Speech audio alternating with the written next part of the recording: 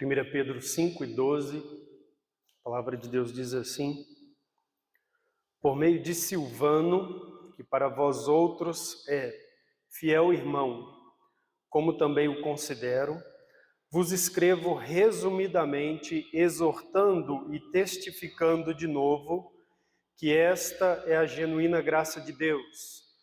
Nela estai firmes. Nós temos estudado a epístola de Pedro, a primeira epístola de Pedro, e até aqui Pedro ensinou na sua carta sobre a verdadeira vida cristã, a vida que deve acompanhar aqueles que creram em Cristo Jesus. E esta vida é marcada, de acordo com o seu ensino na epístola, pela regeneração, por fé em Jesus Cristo, por uma viva esperança, pela obediência à verdade e pelo amor fraternal intenso e não fingido, pela santificação contínua, pela aproximação e valorização da pessoa de Jesus Cristo e pela adoração a Deus através de Jesus Cristo. A vida cristã é marcada também pela submissão às autoridades instituídas, pelo testemunho de Cristo, do Evangelho de Cristo, de como esse Evangelho impacta e transforma as nossas vidas perante os ímpios, perante os gentios. É marcada também por valores alinhados com a santidade e aquilo que agrada a Deus. É marcada pela atitude de desejar e lutar para dar um basta ao pecado. É marcada pela humilhação e pela espera paciente do triunfo futuro com Cristo, pela exaltação com Cristo. É marcada pelo sofrer hostilidades, difamações e até mesmo uma perseguição direta daqueles que são ímpios. A vida cristã é marcada também pelas orações, pela vigilância, pelas virtudes da compaixão, da misericórdia, da humildade, da amizade fraternal, do perdão, da comunhão fraternal, pelo serviço aos crentes usando os dons espirituais, pela convivência eclesiástica, pelo fazer parte de um rebanho e estar sob a orientação e cuidado de presbíteros. É marcada pela humildade perante Deus e pela disposição de lançar a ansiedade diante do Senhor ou no próprio Senhor e aos cuidados do Senhor entregar a nossa vida. É marcada pela resistência na fé contra o diabo, o nosso adversário, e é marcada pela segurança da obra de Deus para nos aperfeiçoar, nos firmar, nos fortificar e nos fundamentar depois desta vida. Mas depois desses ensinos todos, Pedro traz aqui ao final da sua epístola, nesse versículo 12, onde, na verdade, ele está iniciando aqui as suas saudações finais, que são dirigidas aos seus leitores. Ele ainda traz uma declaração responsabilizadora. Pedro desafia os seus leitores, portanto nós, ele os desafia e os exorta à firmeza na graça. E aqui a gente ainda tem mais uma lição importante e igualmente preciosa das Escrituras na Epístola de Pedro, que é a necessidade daquele que abraçou a verdadeira fé em Jesus Cristo, o verdadeiro Evangelho, a necessidade destes de perseverarem na graça, ou perseverar na fé e na vida cristã, conforme o apóstolo Pedro instruiu aos seus irmãos. Então Pedro, o apóstolo, claramente aqui apela à responsabilidade humana na vida cristã. Existe uma necessidade, irmãos, de perseverança, e nós temos que ter compromisso com isso. E é o que Pedro está trazendo aqui para os seus leitores. Versículo de número 12, Pedro traz aqui 3 mensagens, e eu quero que nós olhemos então para elas nessa manhã. Primeira, ele vai nos falar sobre Silvano e a sua própria epístola. O texto diz assim: por meio de Silvano, que para vós outros é fiel irmão, como também o considero, vos escrevo resumidamente. De acordo com essas palavras de Pedro, ele utilizou Silvano como seu auxiliar neste ministério epistolar que fora destinado àquelas igrejas cristãs da região da Bitínia, da Galácia, do Ponto, da Ásia, a qual ele escreveu, que está lá no capítulo 1, quando ele declarou o destino da sua correspondência. Agora, algumas pessoas têm olhado para esse texto e entendido que Silvano teria atuado como um amanuense para Pedro, ou seja, como um secretário que redigira de próprio punho o texto, tal qual a Bíblia registra lá no final da Epístola de Paulo aos Romanos, né, aquela informação de que Tércio havia sido um amanuense do apóstolo Paulo. Em Romanos 16 e 22, nós lemos assim: eu, Tércio, que escrevi essa epístola, vos saúdo no Senhor. Então, ali em Romanos, nós temos uma informação clara de que um homem chamado Tércio foi utilizado pelo apóstolo Paulo como um amanuense, alguém para quem ele ditou as palavras que compuseram o texto da carta, da epístola. Então, algumas pessoas têm entendido que essa menção a Silvano, aqui no versículo 12 de 1 Pedro 5, né, traz essa função, ou especifica que Silvano teria feito essa função. Mas eu não entendo que seja assim. Algumas outras pessoas entendem que esse auxílio de Silvano se deu apenas no fato de que ele foi portador da epístola.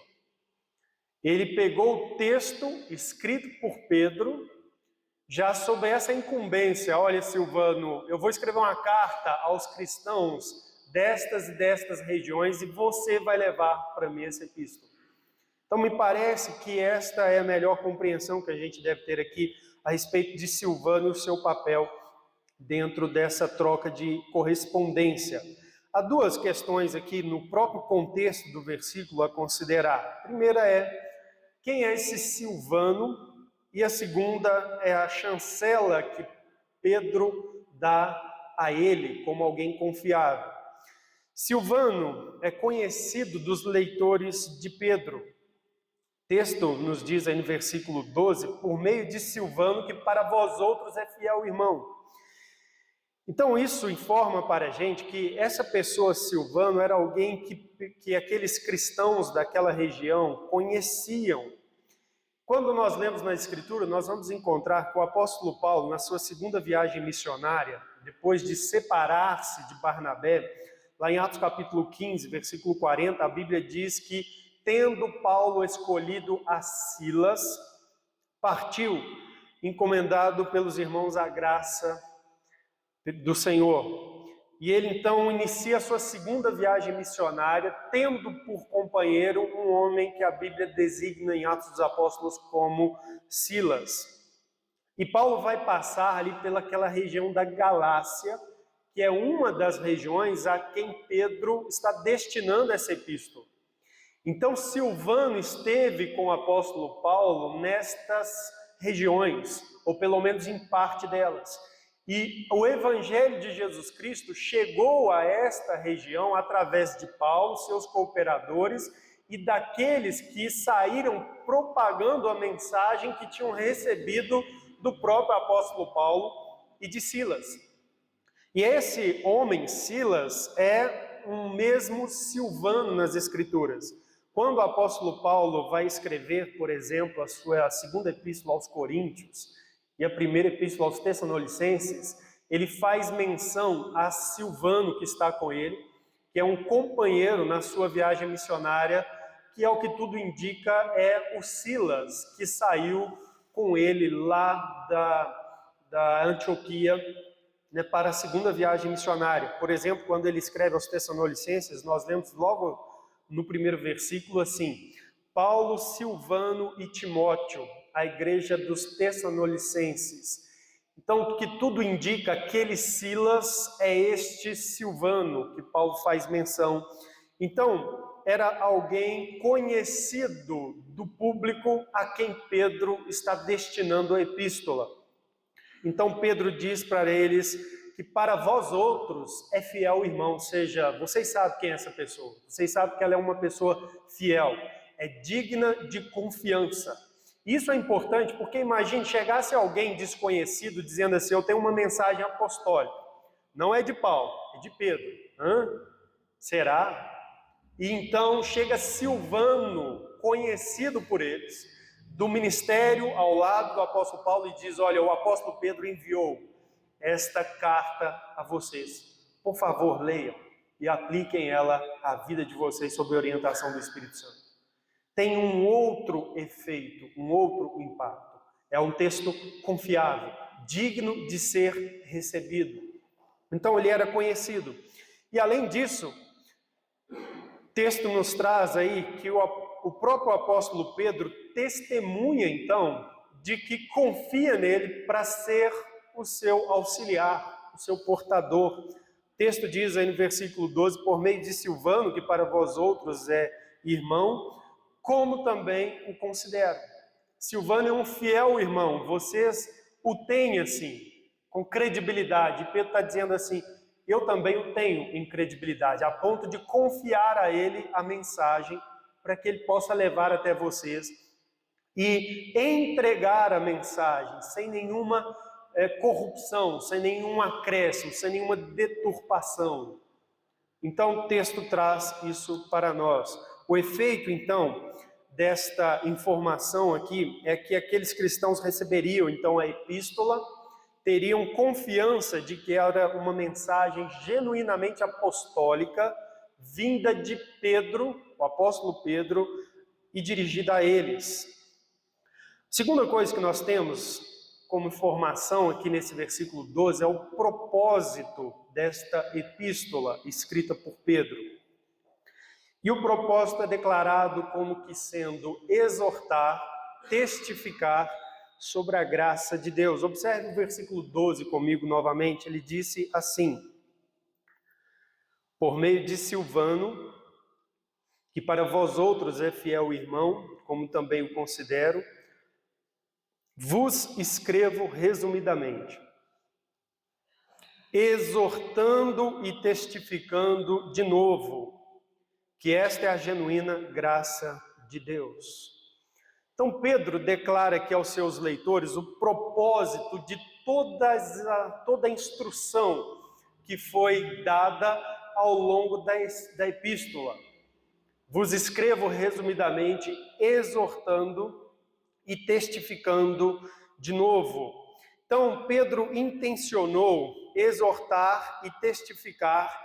E é interessante observar esse de novo. Isso significa que aqueles irmãos já haviam conhecido o Evangelho e recebido os ensinos que ele trouxe àqueles irmãos.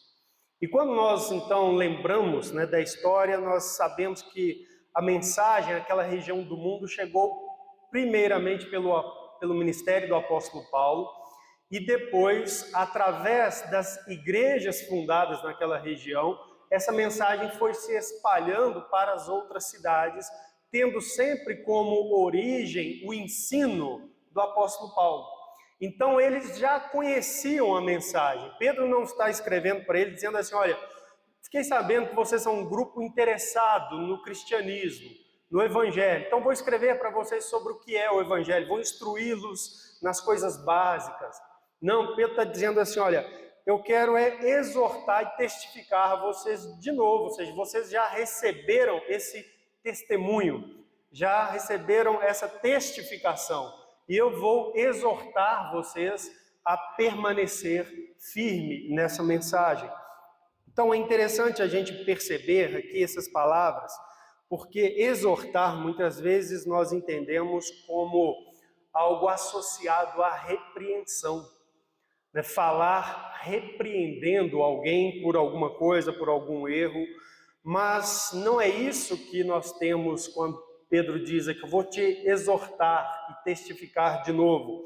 A ideia é de animar, exortar no sentido de falar para animar aqueles irmãos a respeito de algo que eles já conheciam.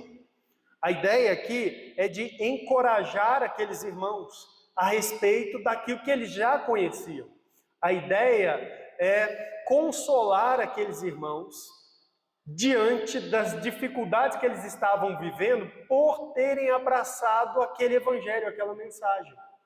Então é isso que Pedro está dizendo aqui: olha, eu estou escrevendo sobre aquilo que vocês já sabem e conhecem. E o propósito é exortar vocês, é animar vocês, é encorajar vocês, é consolar vocês a partir do evangelho que vocês já receberam. Além disso, ele fala aí no texto de testificar. A palavra testificar aqui significa dar um testemunho, aquele testemunho onde você confirma alguma coisa. Sabe quando uma pessoa te pergunta assim: olha, você esteve presente na ocasião tal, você viu isso acontecer? E a pessoa diz: sim, eu vi, foi desta e desta maneira. Está testificando. E Pedro está então dizendo: olha, o meu propósito com essa carta é confirmar esta verdade que vocês já receberam.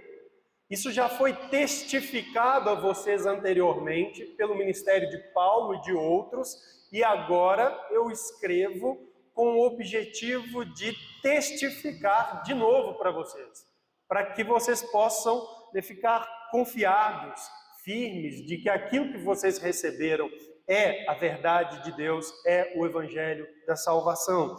E é interessante que quando a gente olha para a vida do apóstolo Pedro, relatada ali nos evangelhos ao lado de Jesus, nós temos em Lucas capítulo 22 uma passagem que mostra ali quando o Senhor Jesus repreendeu o apóstolo Pedro, e logo após repreender o apóstolo Pedro, ele deu uma declaração a Pedro que foi a seguinte: tu, pois, quando te converteres, fortalece os teus irmãos. E é o que Pedro faz com a carta a quem ele destina, aqueles que ele destina.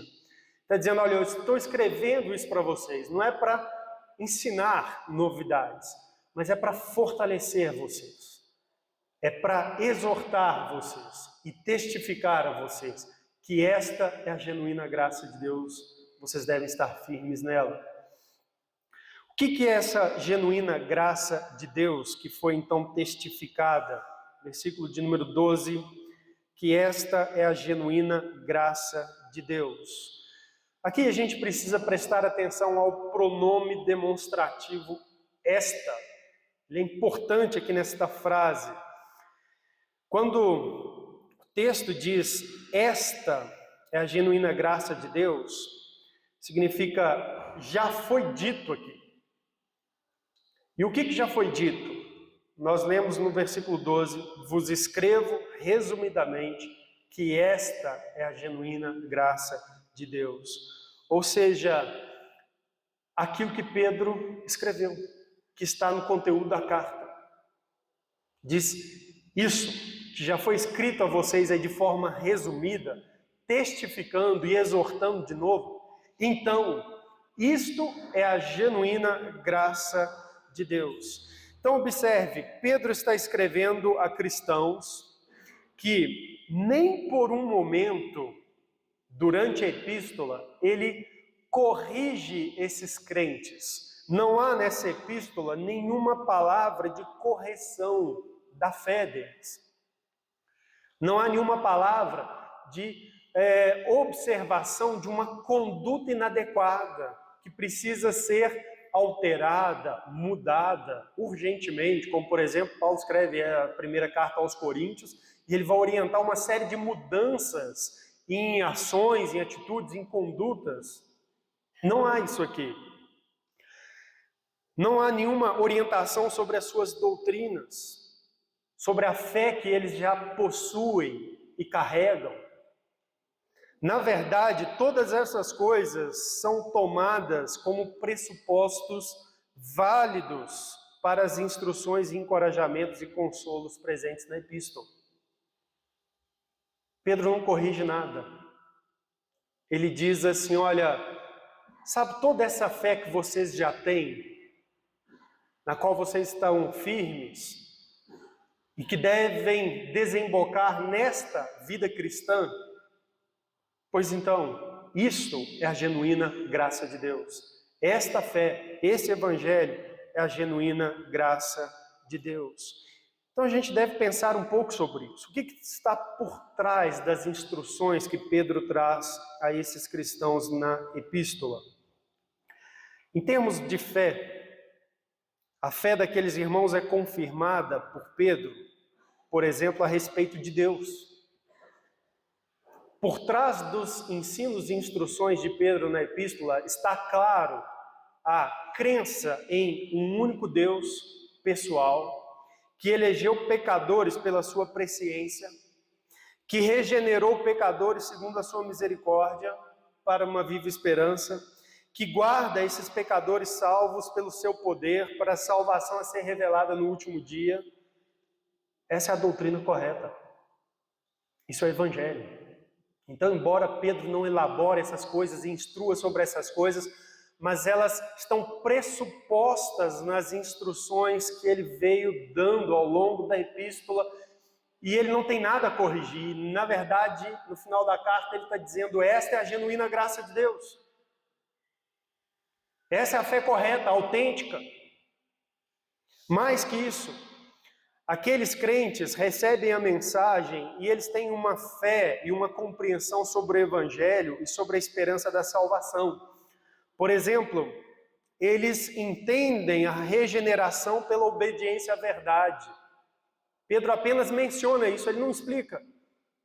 Eles entendem regeneração por obediência à verdade, pelo ouvir da palavra.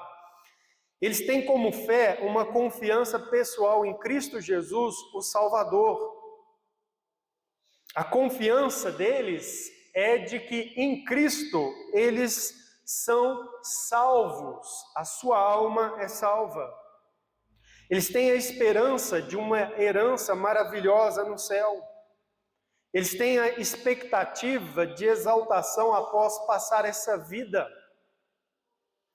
E Pedro não corrige esses pressupostos que estão na sua epístola, hora nenhuma, ao contrário, ao final da epístola ele está dizendo assim, esta é a genuína graça de Deus, nela estáis firmes. Ou seja, isso é a verdade, isso está correto. Então, irmãos, não há outra mensagem, não há outra fé que possa ser tomada como genuína, como verdadeira, como digna de aceitação, digna de viver por ela, senão aquela que Pedro confirma e que aqueles cristãos já tinham, já possuíam. E é interessante a gente observar isso, porque isso confronta dois sistemas que estavam em disputa em termos de cosmovisão, de crenças, de esperança e de confiança de salvação naquela época. Se vocês lembrarem, a região da Galácia, por exemplo, foi atingida pelo trabalho dos judaizantes, que questionavam principalmente a realidade da salvação apenas pela fé em Jesus Cristo. E Pedro agora escreve para eles, que foram corrigidos pelo apóstolo Paulo na sua epístola aos Gálatas, instados a crer e confiarem só em Jesus Cristo, não voltar à circuncisão, não voltar à guarda de dias e aquelas coisas do judaísmo. E Pedro escreve para esses crentes que têm esta fé, que crê em Cristo como Senhor e Salvador, numa salvação por graça, numa justificação por fé. E ele está dizendo para eles assim, olha, não volta ao judaísmo, não, essa fé que vocês têm é a verdadeira. Não é aquela mensagem de salvação do judaísmo que tem que conformar os mandamentos, a prática de cerimônias, etc. Não, isso é errado. A genuína graça de Deus está em Cristo e na justificação pela fé em Jesus Cristo. Permanecei firmes nisso. Mais que isso, aquele grupo surgiu entre uma comunidade judaica e uma comunidade pagã. Vocês sabem que no mundo romano, fora de Israel predominava o paganismo, não havia conhecimento de Deus, de um Deus único e verdadeiro. Havia um panteão de deuses, haviam divindades que não conheciam valores como misericórdia e perdão, mas que eram egoístas e interesseiras. E Pedro está dizendo o seguinte: olha, sabe essa fé que vocês têm em um único Deus pessoal, misericordioso, que regenera segundo a sua muita misericórdia, que elege pela sua presciência desde a eternidade pessoas, pecadores para a salvação, que enviou o seu Filho, o seu próprio Filho Jesus Cristo, para morrer na cruz pelos nossos pecados. Sabe, esse Deus é o Deus único e verdadeiro. Esse conhecimento é a genuína graça de Deus. Permanecei firmes nela. Essa cosmovisão, esse entendimento de imortalidade da alma, de uma viva esperança, de uma salvação a ser revelada quando Jesus Cristo voltar. Isto é a verdade de Deus. É nisso que está a genuína graça de Deus. Pedro está dizendo: permanecei firmes nisso. Então essa é a mensagem de Pedro aqui para os seus leitores. Então é mentira qualquer politeísmo, é mentira qualquer ateísmo, é mentira qualquer niilismo, ou seja, uma expectativa de vida sem esperança, né? Um viver sem esperança, sem propósito. Pedro está dizendo assim: não, vocês foram regenerados por uma viva esperança, vocês têm algo pulsando no seu coração, esperando pelo retorno de Jesus Cristo, um anseio pela glória eterna, por algo imarcessível.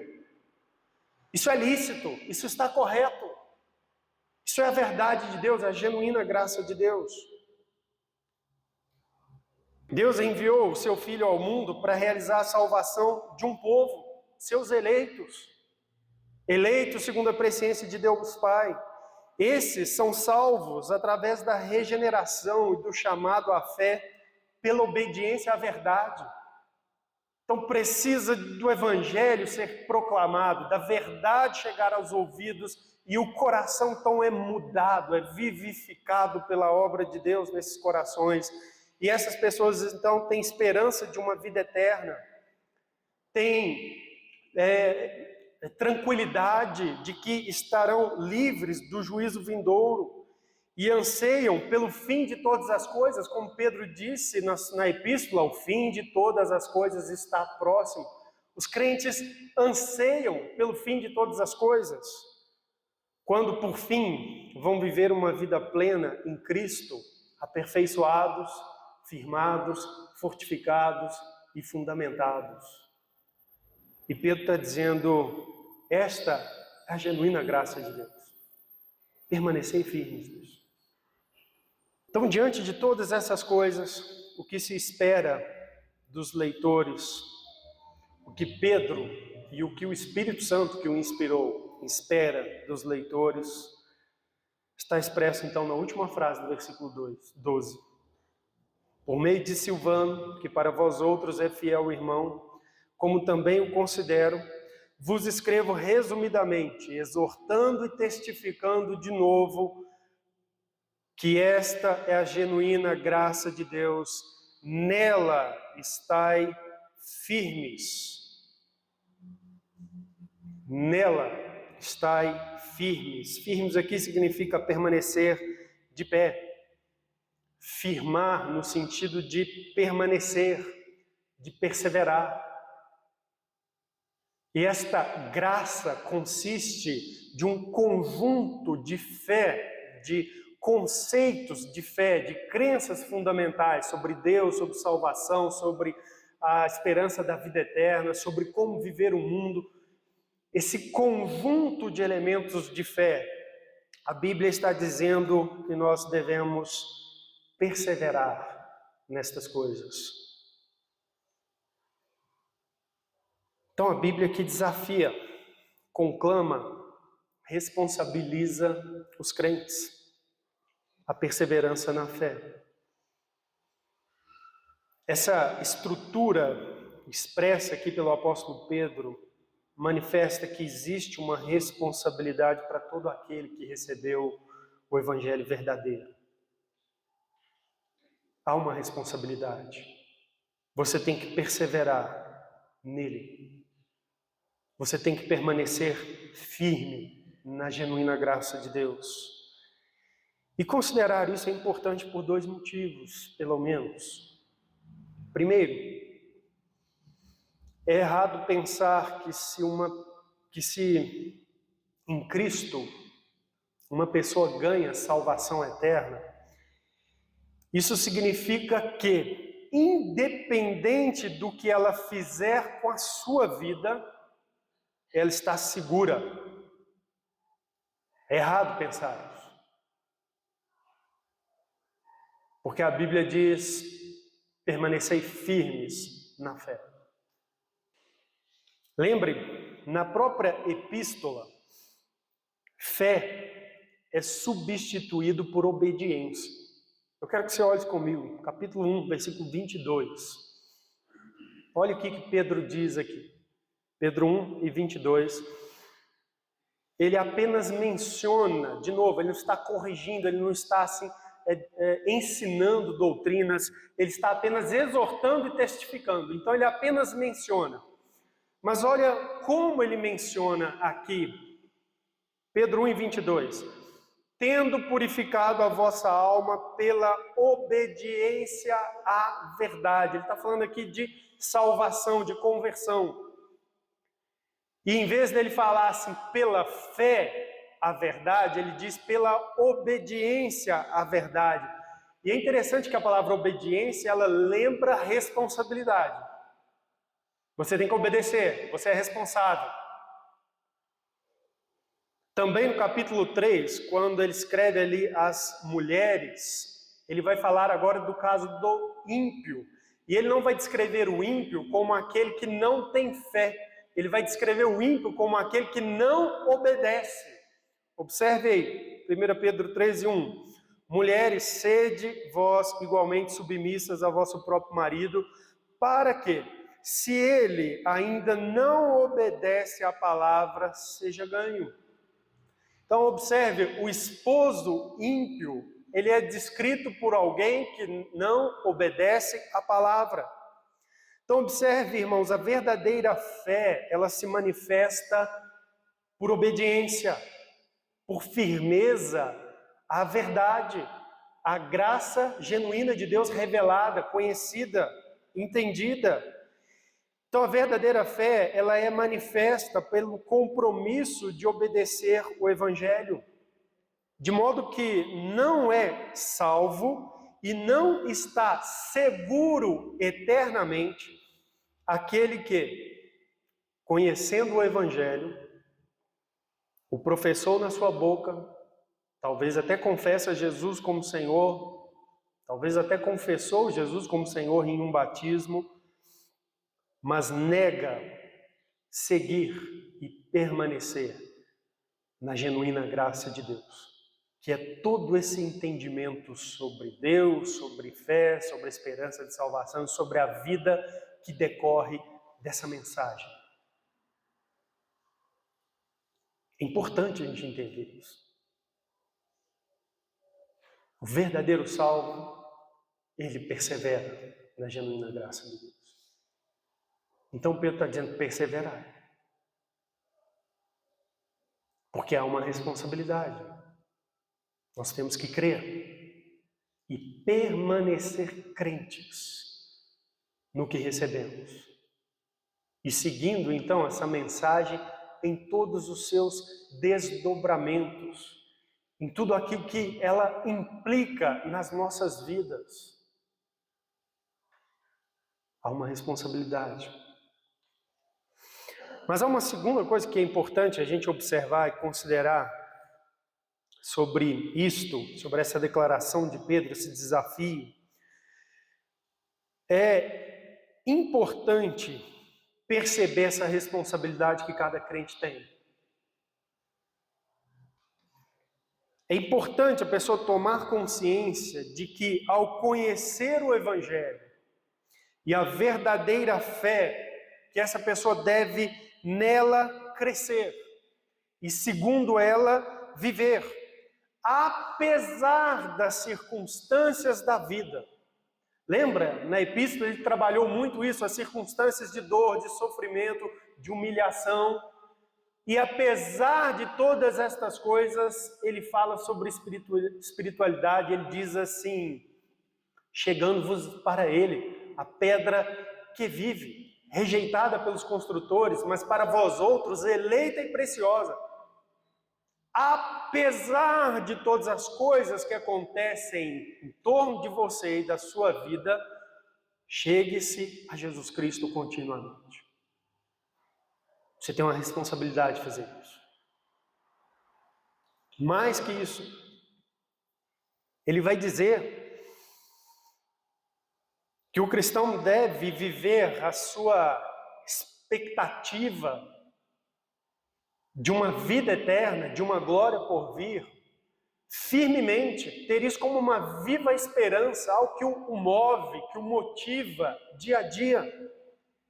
E para isso ele precisa de conhecer esta esperança mais e mais, e em que ela está fundamentada, que é Cristo e a sua obra, e entender quão preciosa e magnífica ela é.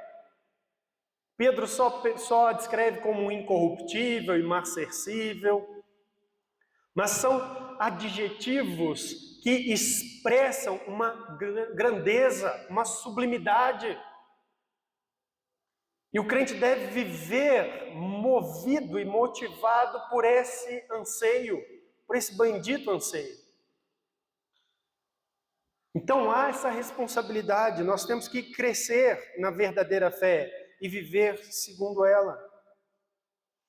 Então a mensagem do Espírito Santo para todo cristão é: estai firmes na genuína graça de Deus. Se há, irmãos, uma responsabilidade nisso, o que pode acontecer se uma pessoa negligenciar, perseverar na genuína graça de Deus? Permanecer firme na genuína graça de Deus. Abra sua Bíblia comigo em Marcos capítulo 4. Eu quero que você acompanhe comigo a leitura de 3 versículos onde Jesus ali ensinou, em uma ocasião, uma parábola bem conhecida, parábola do semeador. Jesus conta então a parábola que o semeador sai a semear, e ele semeia, lança sementes, e as sementes caem em 4 tipos de solos diferentes.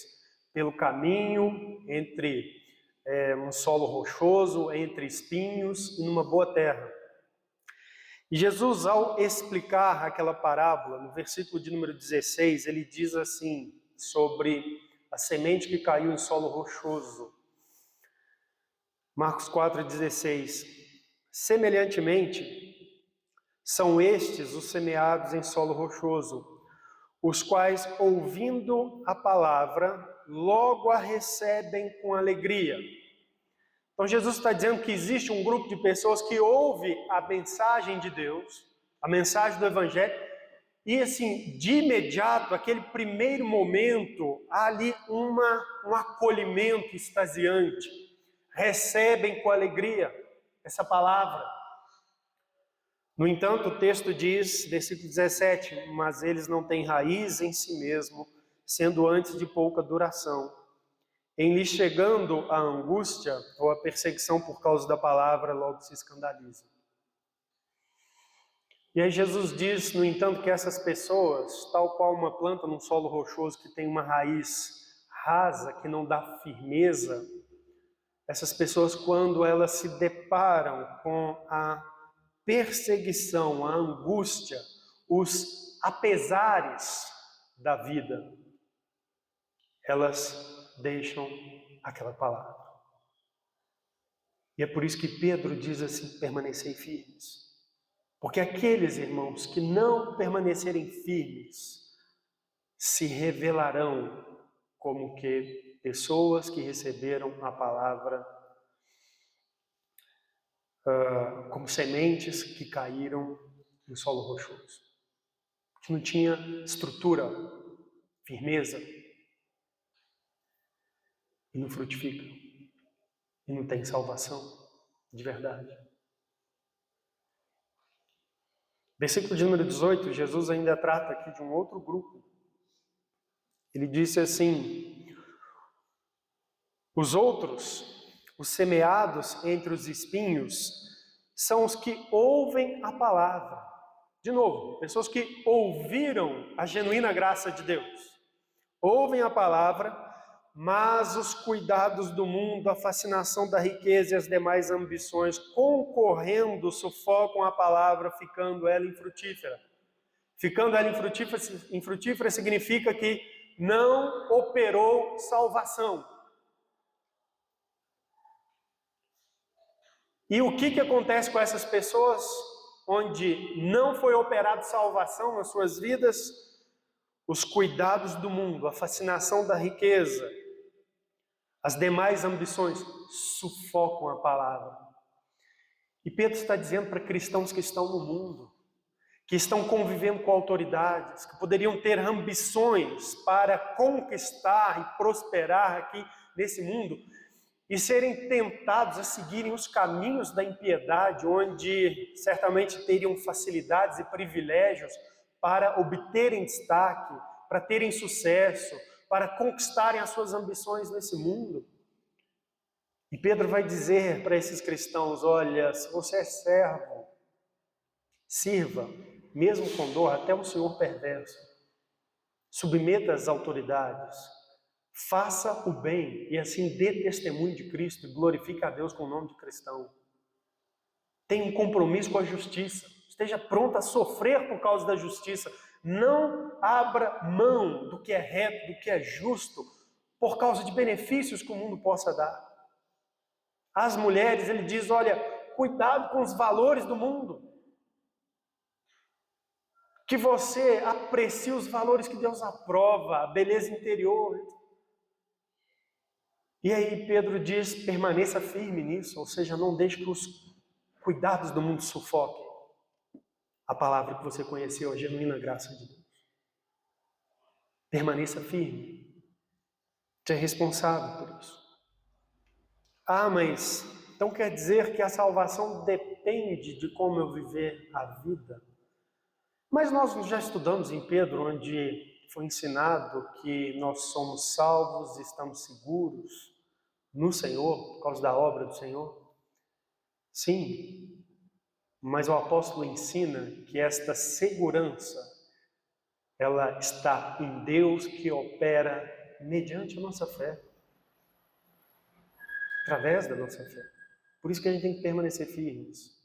É o meio que Deus opera. Deus não nos mantém seguros sem fé. Abra sua Bíblia no capítulo 1 de 1 Pedro, vamos ler esse versículo. Versículo de número 3 do capítulo 1, ele diz assim: bendito Deus e Pai de nosso Senhor Jesus Cristo, que segundo a sua muita misericórdia nos regenerou para uma viva esperança. Versículo 4, para uma herança incorruptível, sem mácula, imarcessível, reservada nos céus para vós outros. Versículo 5, que sois guardados pelo poder de Deus. Nós somos guardados pelo poder de Deus, mas o texto diz aqui que Deus opera usando meio, e o meio é a fé dos cristãos, dos salvos. O texto diz que sois guardados pelo poder de Deus mediante a fé para a salvação. Então observe, aquela pessoa que conheceu o Evangelho, conheceu a genuína graça de Deus, mas em algum ponto da sua vida ela nega essa fé, ela não permaneceu firme, ele não foi salvo. Porque Deus guarda através da fé, mediante a fé. É um instrumento na providência de Deus para que sejam mantidos os seus eleitos em segurança para a salvação. Então Pedro está dizendo aos crentes: permanecer firme. E o que acontece com aquele então que permanece firme na genuína graça de Deus? Abra sua Bíblia em Apocalipse capítulo 3. Eu escolhi esse texto entre tantos outros que nos falam da bem-aventurança dos que permanecem firmes na fé. Mas em Apocalipse 3, quando Jesus Cristo envia uma mensagem à igreja de Sardes, no versículo de número 3, ele diz assim: lembra-te, pois, do que tens recebido e ouvido, a genuína graça de Deus, que chegou até eles através do testemunho, do testificar de alguém. Eles receberam e ouviram a mensagem de Cristo, da salvação em Jesus Cristo, da esperança de vida eterna.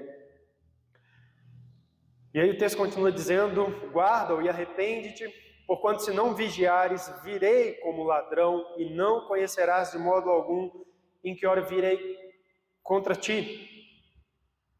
A exortação é: guarda-o. Porque se não vigiares, vocês têm que estar atento a isso que vocês receberam e ouviram. Permanecer firmes nisso. Guardar isso, vigiar zelosamente, para que este conjunto de crenças sejam mantidos no seu coração, na sua mente. Versículo de número 4, ele diz: tens contudo em Sardes umas poucas pessoas que não contaminaram as suas vestiduras e andarão de branco junto comigo, pois são dignas. O vencedor, assim, será vestido de vestiduras brancas, e de modo nenhum apagarei o seu nome do livro da vida. Pelo contrário, confessarei o seu nome diante de meu Pai e diante dos seus anjos. Aqueles que vigiarem e guardarem o que receberam, o texto nos diz que são pessoas, então, dignas,